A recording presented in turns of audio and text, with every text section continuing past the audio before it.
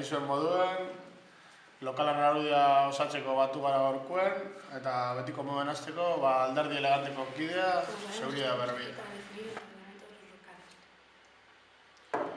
Bueno, creo que ya era hora de coger estas medidas.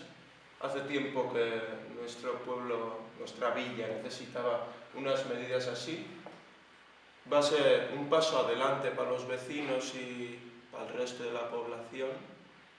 Yo creo que ya era hora. Ya era hora. El pueblo lo va a agradecer.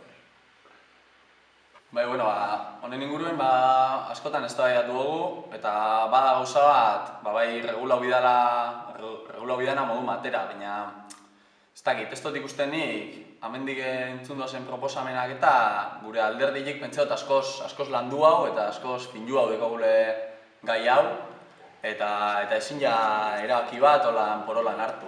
Osa, gozak kanoa zen bide berba eta herri jazbe berba enbikogu lokalen asunto honekin, ¿está?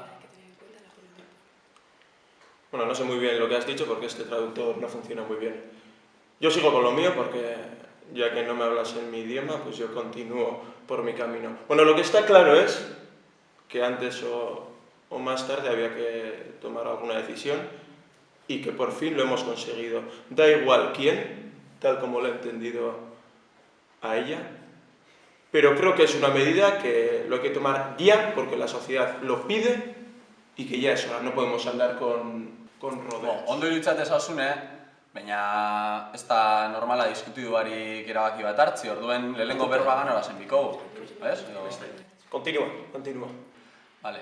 A ver, esaten abiena da, oza, sabizela plantetan gauza bat, ez tegona zentzunik, duen berba enbiko dala, eta ezin jala... Espera, ¿puedes hablar un poco más despacio? A ver, esta normala traductore bat azolan ibitxe, esta serizue. ¿Me estás diciendo lo que está diciendo o me está insultando y no me lo estás diciendo? Barkatu, nik ez dut insulta, esaten abien gauza garra da, ez da la normala, holan berbetan egotea... Utsi ez da bena ulertu eta zuzamen problema. Así no se puede.